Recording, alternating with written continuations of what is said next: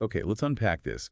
We're diving deep into day 12 of the federal trial involving Sean Diddy Combs. Yeah, quite a day. Our mission today is really to take this stack of sources you shared, mostly these intense courtroom transcript excerpts, and just pull out the key insights, give you a shortcut to understanding what actually went down. Exactly. And the scene, well, it was pretty charged. Testimony continued, focusing on Cassie Ventura and others described as being in Diddy's alleged inner circle during that whole period. What's really fascinating here, I think, is seeing the legal strategies play out almost in real time, right there in the transcripts. You see the defense really working to challenge witness credibility, especially Cassie Ventura's. Right. The source material really shows the defense using, well, a pretty classic legal tactic, trying to suggest a witness's motives might be, financial, not just about their account of events. They were pushing hard on that Intercontinental Hotel settlement, Yeah, the $10 million one. yeah, absolutely. Pushing for documents related to that settlement, the argument being it could show inconsistencies, maybe financial motives behind her testimony. You could feel the intensity in how they pursued that. And Cassie's lawyers, according to the sources, they pushed back. Oh, yeah. Called the subpoena a harassment tactic, basically. Hmm. They argued, look, she testified truthfully already. If you didn't get what you needed then, you won't find anything new now. It was a sharp exchange, all detailed in there. We also saw a mistrial request pop up. We did. Oh. The defense called for one after an LAFD arson investigator testified. He mentioned something about the LAPD allegedly throwing out fingerprint evidence from Kid Cudie's home, the site of that alleged break-in. Right, which raises questions about, how unexpected testimony affects things, what the jury gets to hear. Exactly. And the source shows the judge acted fast, denied the mistrial request, and crucially struck that specific part of the testimony from the record. So the court was actively managing the information flow. Okay, stepping back a bit, just to remind everyone, the general charges Diddy's facing are, well, they're serious. Sex trafficking, transporting individuals for prostitution, and racketeering conspiracy, REKO. Right. Arrested September 2024. The allegations cover this pattern, supposedly over 20 years. And as the source notes, he denies everything. So this brings us to the RKO charge. Why is this a RKO case? Based only on what the source material explains. Okay, so the source lays it out. For our IK conspiracy conviction, prosecutors don't actually have to prove Diddy personally did every single alleged criminal act. It's more about proving elements related to this alleged enterprise. Right. Let's break those down like the source does. First, they have to prove the existence of an enterprise. Correct. So that means showing there was an ongoing organization or group. Could be formal, could be informal, functioning as a unit, common purpose. Prosecutors claim Diddy's businesses, his inner circle, that formed this enterprise. Okay, an enterprise. Second, the source says this enterprise had to affect interstate commerce. Yes. Basically, it operated across state lines or impacted business between states. The source gives examples, incidents in hotels in different states, flights across the country, events in multiple states, that kind of thing establishes the interstate link. Got it. And third, they need to prove a pattern of racketeering activity. This is key. It means proving at least two specific crimes, called predicate crimes, happened within 10 years. And the source listed things like sex trafficking, witness tampering, bribery. Exactly. Drug distribution, kidnapping, money laundering, those kinds of serious offenses. Prosecutors here are alleging a pattern over 20 years. Coercion, violence, drugging victims, using business assets for crimes or cover-ups, intimidating witnesses. It's a very broad scope they're alleging. Wow. Yeah, that's extensive. And the final IKO point from the source was proving agreement to participate. Right. Prosecutors need to show Diddy knowingly agreed to the criminal goals of this alleged enterprise. Even if others, carried out some specific acts. If he was part of the conspiracy, agreed to its aims, that's the element they need to prove for the conspiracy charge. So, based on that source explanation, the prosecution's focus is the alleged pattern linked through this enterprise and his agreement to be part of its criminal goals. Yeah. Not necessarily proving he personally committed every single act. Exactly. It's about dismantling the alleged organization, not just prosecuting individual crimes. That's the core idea behind RICO, as explained here. Okay.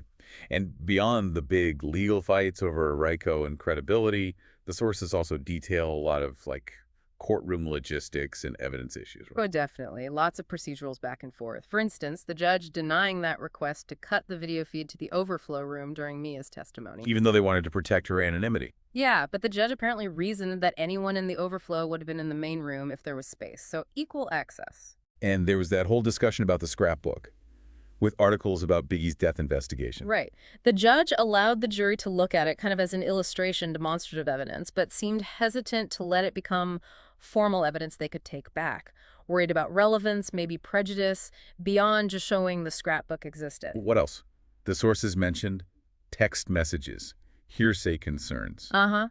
Debates about whether statements and texts were hearsay, using photos to impeach witnesses, challenge their credibility, and just the practical stuff like witness flights. Nash's flight needed rebooking, witnesses flying cross-country. And how long cross-examination might take. Hmm. Mr. Steele estimated, what, an hour or two? Yeah, maybe 2 hours max. Said it shouldn't be longer than the direct testimony.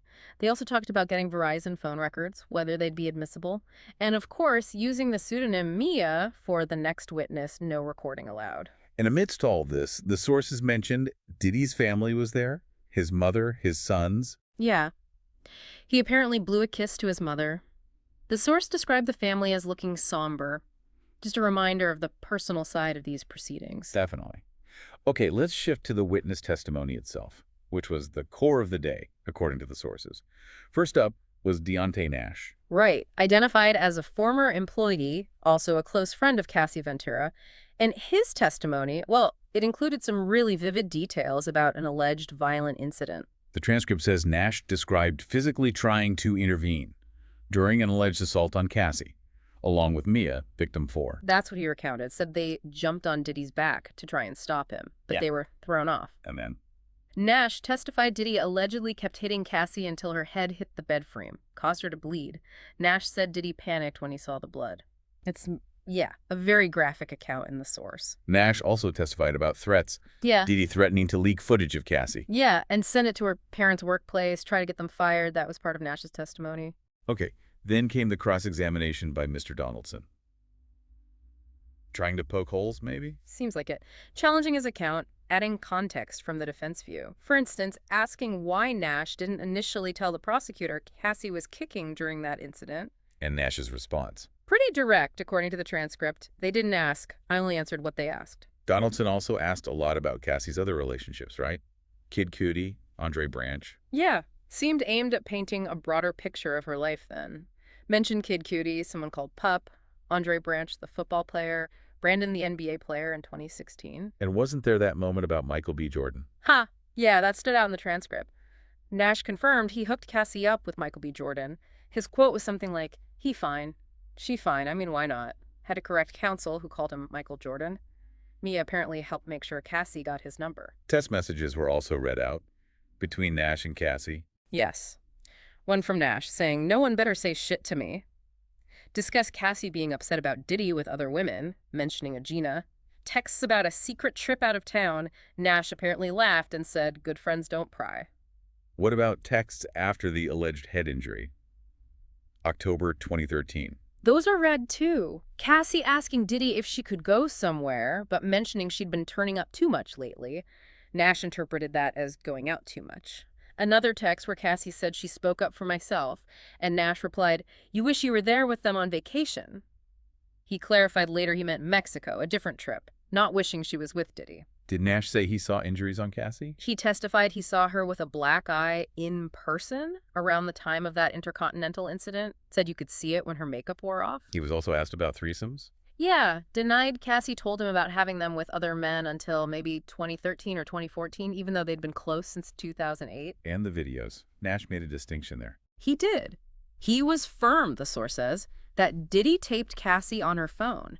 Not that the videos came from her phone. He stuck to that. What about the blind dragon incident? Seeing Diddy point in her face. Admitted he didn't mention that to the government right away. Said he gave them very little by phone initially, first brought it up at trial. The transcript also mentioned him helping Cassie with clothes for court because she was pregnant. Uh-huh. And Cassie calling him after testifying, saying, "I'm done." Nash clarified in court it wasn't like that, suggesting maybe it wasn't a dismissal of her testimony. He also denied getting her super high. And the 29th birthday party. Sex toys. Nash said Cassie packed them, but Diddy didn't tell her to grab them for the golf cart ride. Then there was that Las Vegas New Year's situation, 2016-17. Right. Nash said he was told Cassie was sleeping all day, saw his man knocking, let him in, then Nash left.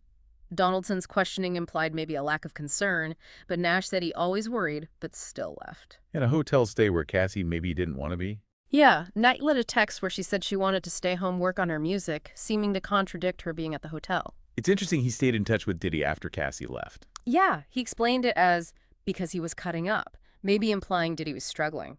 Checked on him after Kim Porter and Andre Harrell passed, texted him I love you in 2020, asked about RSVPing to his party for someone else. But he also emphasized his loyalty to Cassie, despite keeping some secrets. Deeply cared for her, 15 years.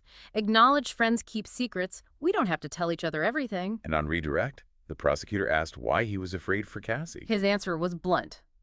Things could get violent fast. He restated Diddy used her devices to film her, confirmed they seemed high at the birthday party, and repeated Diddy was in control, told Cassie, you're going to get some dick tonight, and that Cassie did not want to go. It's a lot. Definitely a lot. Then the next witness was Mia, using a pseudonym. No recording allowed. Right, from Virginia Beach. Worked for Puff, initially as personal assistant, then director of development at Revolt Films. Used PD for Puff Daddy Puff in early emails. How did she describe the work environment? Chaotic, toxic, but sometimes exciting. The highs were really high and the lows were really low. Said Puff's mood dictated everything, and it shifted all the time. Very unpredictable. And she made allegations of violence against herself. Yes, very serious ones. Thrown things a computer at her head, thrown against a wall into a pool, ice bucket dumped on her head while screaming, arms slammed in a door repeatedly. She also testified about sexual assault. Said Diddy sexually assaulted her more than once. She described the first time at the Plaza Hotel. Yeah, Puff's 40th birthday, only worked for him a few months. Said he asked to speak in the kitchen, cleared everyone out, said they'd be working closer together. Poured 2 vodka shots. Mia said they hit hard, couldn't focus. Testified he put his arm up her dress, kissed her. She didn't want it. Froze, shocked, didn't process it. Woke up later in a chair. Saw him as the boss, the king. Thought it was a huge accident. Wouldn't happen again. Were there other uncomfortable situations she mentioned? Yes. Carrying bags to his room, him leaning over her uncomfortably at the computer. She'd pretend to need the bathroom to get away. And she described other alleged sexual assaults. She did. One at the Beverly Grove house. Asleep on a bottom bunk, couldn't lock the door. Woke up to the weight of a person on me. Said it was Puff. So fast. Undid his pants, put himself inside her. Testified she froze, terrified, confused, ashamed. Said it was very quick, but felt like forever. And another one at Beverly Crest. Yes. In the bedroom closet, putting things in a bag.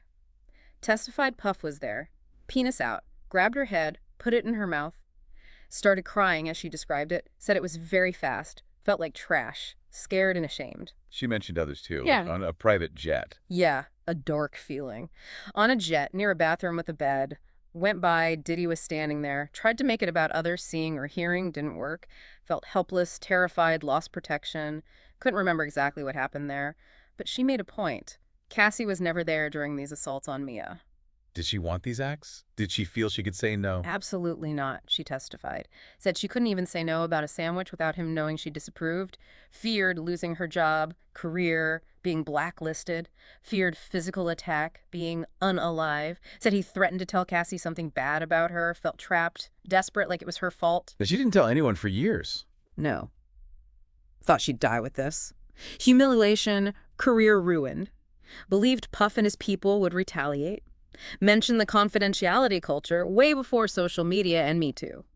No support systems then, she felt. So why testify now? Heard about Kayla Faulkner speaking up, got an urgent call among film execs, was apparently told if Kayla sued, Mia would have to testify for Diddy and lie, say Kayla was drinking, punched her, that's why she was fired. Mia said the real reason was Kayla complained. Mia was supposed to testify earlier but didn't. Did she ever consider going to the police? Said she didn't even consider it. Mentioned that speeding ticket incident, name-dropped Diddy, officer laughed, no ticket. Said it made her feel his authority was above the police. Called testifying the most shameful thing of my life. Got a lawyer for this testimony, only spoke about the assaults after getting one. Said she doesn't want to talk about it, it's traumatizing, but she's here because asked. She also talked about the demanding job itself, the interview. Yeah, applied around 25, 26. Met Diddy at his apartment with HR. He answered the door in his underwear. Told 40 hours a week, worked way more. Salary promised $55K, actually $50. And that initial schedule? Yeah. Insane. Totally. Alpine house, all day, office, studio till 1 a.m., Puff's apartment, then home. Didn't nap first 24 hours probation challenge, once stayed awake 5 days, quasi function, hearing off, blurred vision, crying. Then Puff told her she could sleep. Compared it to his reality show. Took Adderall XR. What were responsibilities according to that 2011 list? Puff's social media, main liaison to Hollywood, BlackBerry 24/7, anticipating his moves, which dictated the day, said every day is different, could be cracking his knuckles or doing taxes. Their living situation was pretty intense, too. Had an NYC apartment, roommates called her a ghost, stayed in staff houses, then Diddy's houses. Couldn't leave without permission, got in big trouble leaving once at 2 a.m. Security called, said he was sending them. Couldn't lock her bedroom door. My house, no one locks doors, but security could lock theirs. He was the only assistant for a while. About a year. Didn't have time to feel. It was insane. Puff gave pep talks. We're a team. I need a second brain. Still felt responsible, even after more were hired. Then Revolt Films happened. Yeah, started it with Puff. Yeah. Separate from Revolt TV. Still did personal assistant stuff, though. Salary went up to $70K, then $100. Supposed to get bonuses, didn't. Called it a huge personal success, her dream. Overwhelmingly awesome working on projects. Really highlights the contrast in her experience. The source mentioned her demeanor during breaks. Said she looked down mostly, shoulders hunched, seemed smaller. Clearly very difficult testimony for her. She also talked about her relationship with Kathy. Knew her from work, became close friends, still are. Described their friendship as having highs and lows, unequal because of the situation. Confirmed violence was present in Diddy and Cassie's relationship. And Puff controlling Cassie's career. Said he decided on everything. Showed that email from Cassie canceling a performance, 4 a.m., citing costs, lack of support. Puff replied she wasn't ready, didn't want her embarrassed. Cassie shot back, basically, no label support, no show. Mia forwarded it to keep Tony Fletcher informed. Logistics. Saw him on Cassie's movie sets, too. Production would stop, everyone nervous. He'd ask questions, sort of insert himself. Controlled her appearance, too. Nails, hair. In charge of it, Mia said. Sent photos from the salon for his approval. And finances. Mia knew about those. Had exposure. Company paid Cassie's credit cards, places she lived under his company names, cars provided. Testified he'd take things away, cars, jewelry, support as a form of control. Mia's job involved monitoring Cassie. Part of it, yes. If Cassie didn't answer, Mia had to check on her, had to do whatever Puff told me to do, couldn't go where they wanted, had to be where Puff said. Punishment was very scary, unpredictable but terrifying. Sometimes relayed messages. If Cassie didn't answer, multiple people called, texted, emailed. Security might show up. Did Mia witness violence against Cassie directly? Saw a lot of aftermath and injuries. Saw him attack and throw Cassie, crack her head open that one time, chase her. Said Cassie didn't fight back. Heard suitcases thrown. Saw Cassie hiding in a bush, crying, terrified, gesturing she wasn't there. Mia retreated.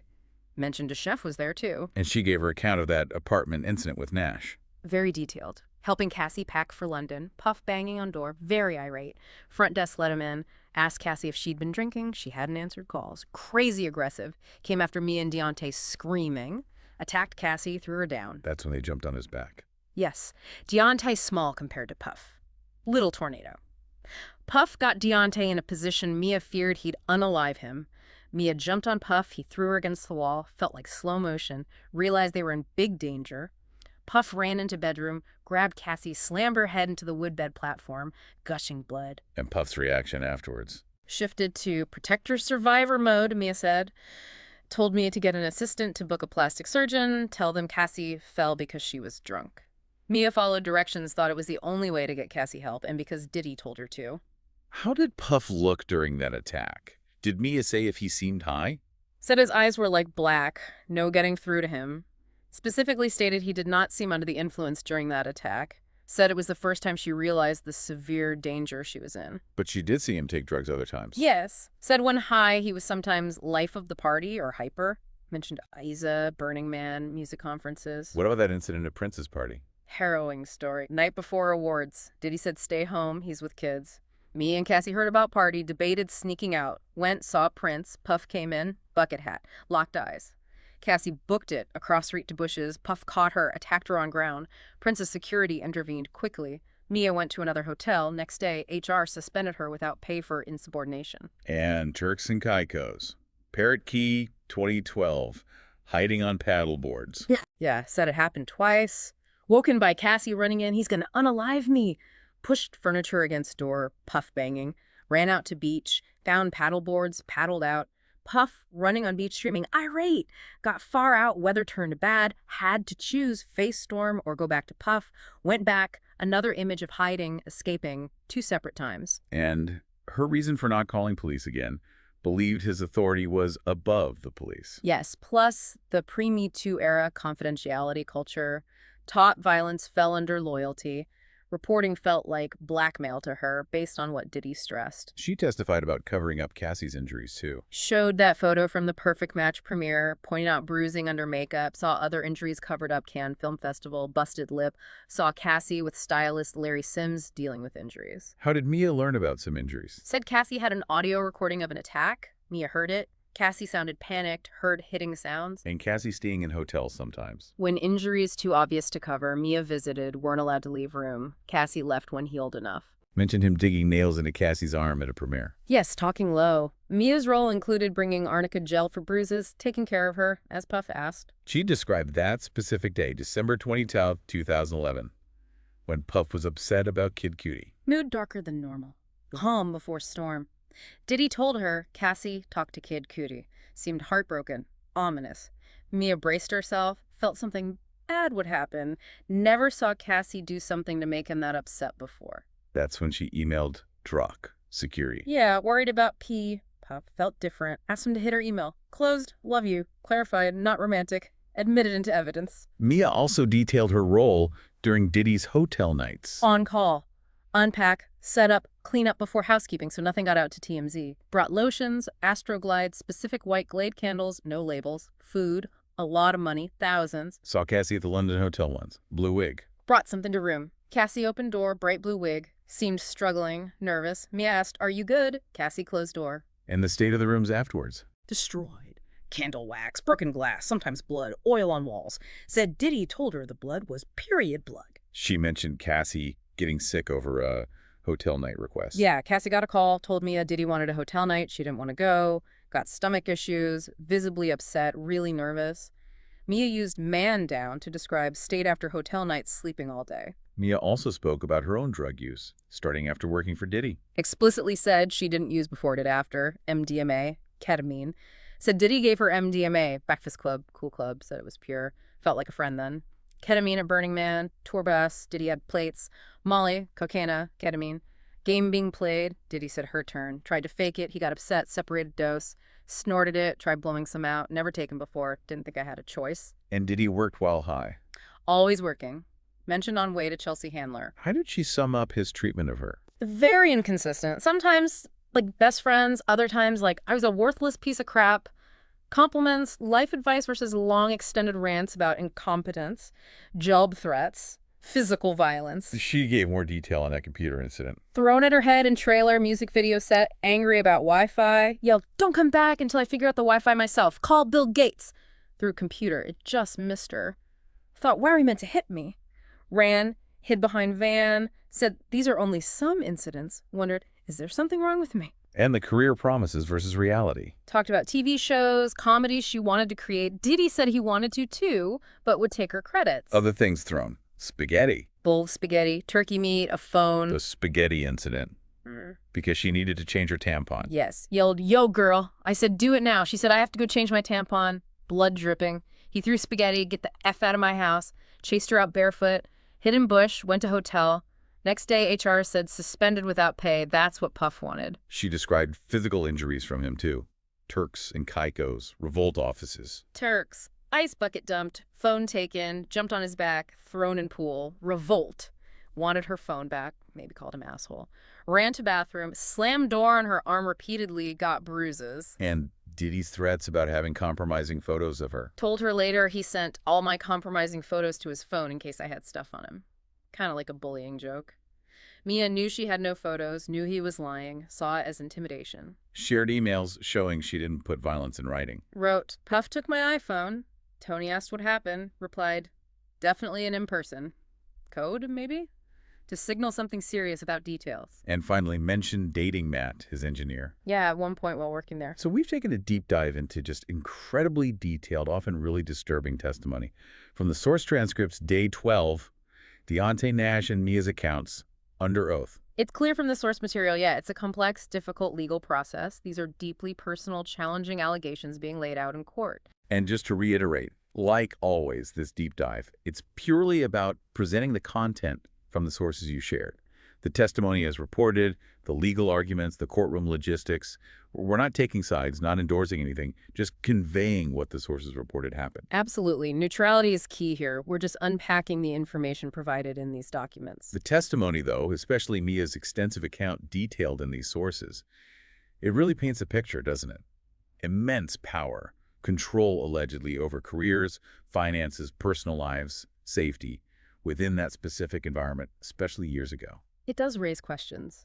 Thinking about everything we've covered from this one day, from these specific sources, what does it tell you maybe about the dynamics in those kinds of close, powerful circles, especially back then, before things like social media or support systems were as accessible as they might be today? Yeah, that's definitely something to think about as you process all this really difficult but important information from the sources.